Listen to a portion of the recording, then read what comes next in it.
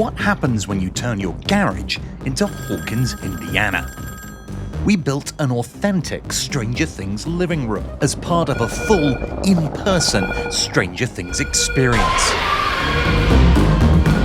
And in this video, we'll walk you through exactly what we did to bring the Byers living room to life. Because the Byers living room would serve as the pre-show to our experience and be the entryway to other rooms, we decided to build it as a freestanding structure in the garage. We would need one supported wall with all the paraphernalia of the room flanked by two curtained areas to allow in guests and cast members to the backstage areas. So now we have the base in place, it's time to start constructing the stuff that's going to go on this wall.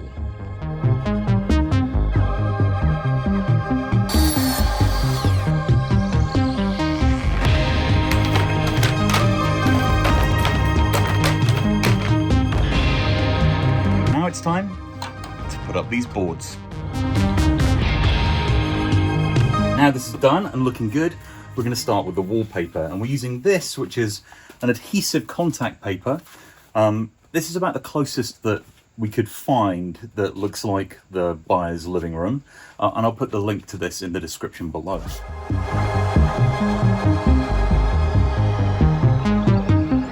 All right, we have a wall. So now we're going to get the lights out. We're going to run them along the wall to get the sizing right before we create the letters.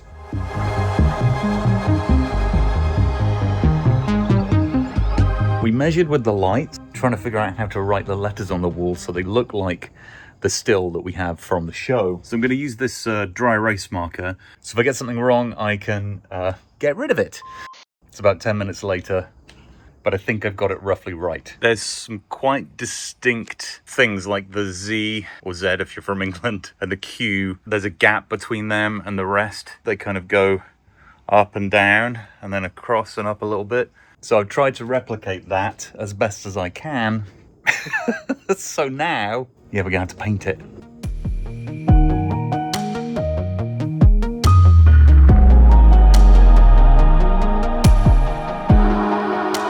Okay, I'm pleased with that. The letters are roughed in. Now I'm going to go back and do some detailed adjustments, drips and other little details in the original that come from Joyce writing these in like a panicked stupor. So I'm going to put those in and copy exactly what was on screen. It's now later and dark outside because what I'm going to start doing is playing with the lighting and seeing if I can string the lighting properly on these letters. And to do this, I've got two sets of lights, and the reason being is I want to be able to switch between the two sets so I can show movement or changes to the lettering so they don't just all flash on and off.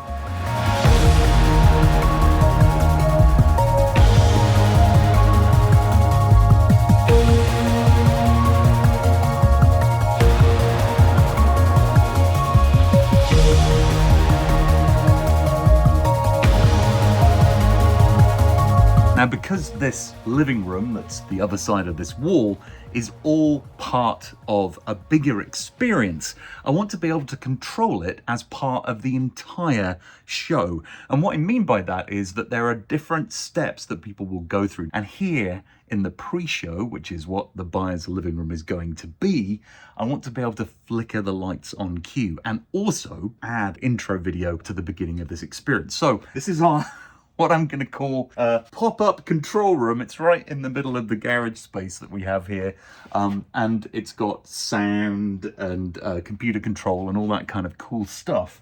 And I'm using DMX to control this. Now, DMX is a system for controlling lighting, and I recognize at this point you might be going, Matt, I don't have this kit. I'm going to show you what I did, but then I'm also going to show you a really simple way to do this if you don't need to link it in to this whole system. So the power from both of these sets of lights comes down into this box. And these are all the lights in the system that I'm going to be using.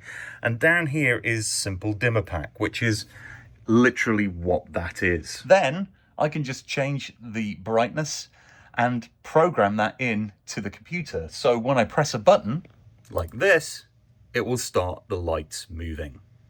And if you're looking for a simple way to achieve this effect without all of the DMX paraphernalia, you can simply buy some of these. These are flashing bulbs. You can replace some or all of the bulbs in your set with these, and these will flash on and off randomly at different intervals and create a very cool Will Byers upside down effect. And of course, I'll put a link to these in the description below. So now we have a cool upside down light flashing effect.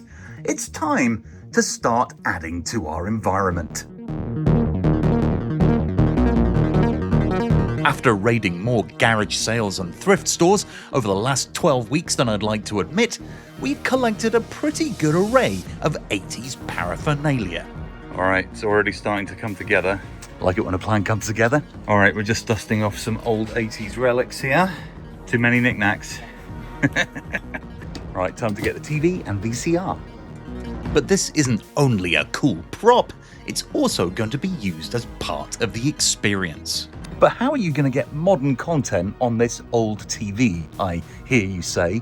Well, I'm going to show you. Old TVs like this typically have these connectors on the back, these screw fittings, or some kind of coax connection. And what I've done is taken it off the antenna here, which we don't want to use, we're just using it for show.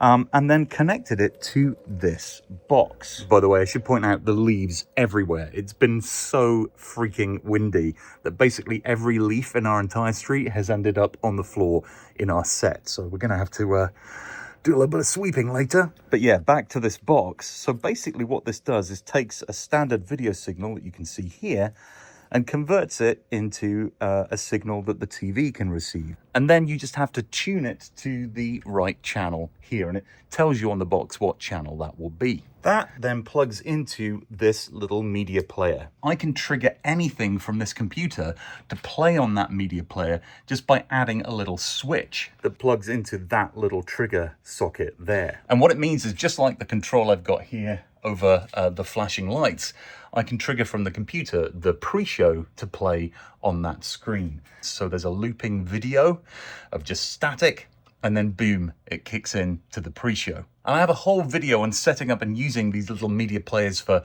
motion activation, triggering a video, or a whole bunch of other things. Just click on the link in the description. After moving a big pile of junk in the corner and adding some more curtains, it was time to add one finishing touch.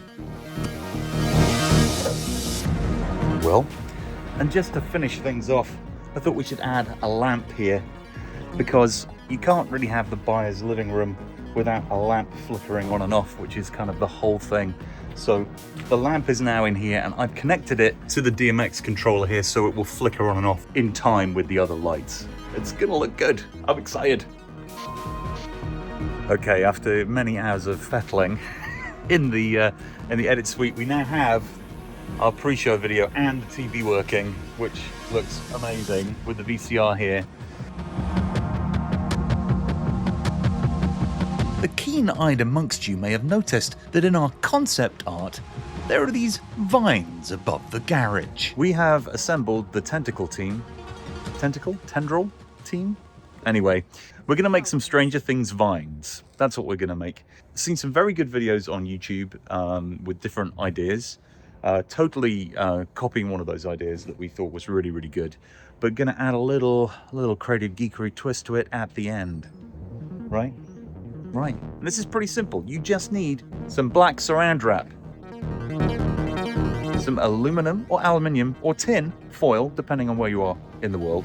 You lay the two next to each other, scrunch up the tin foil, lay it in the saran wrap, and then literally just twist the saran wrap around the foil.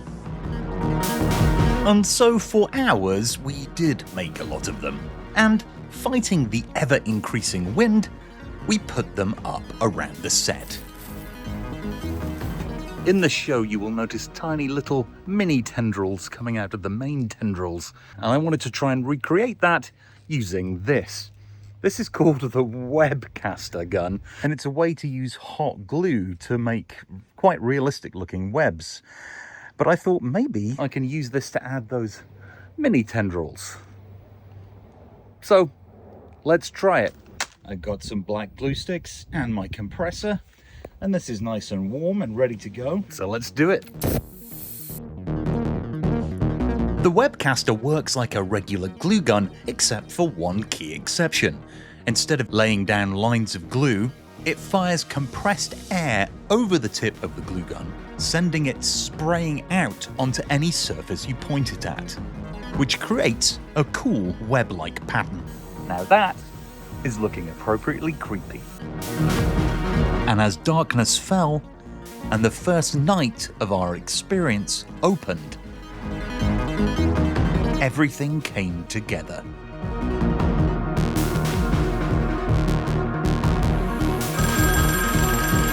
And the pre-show looked fantastic.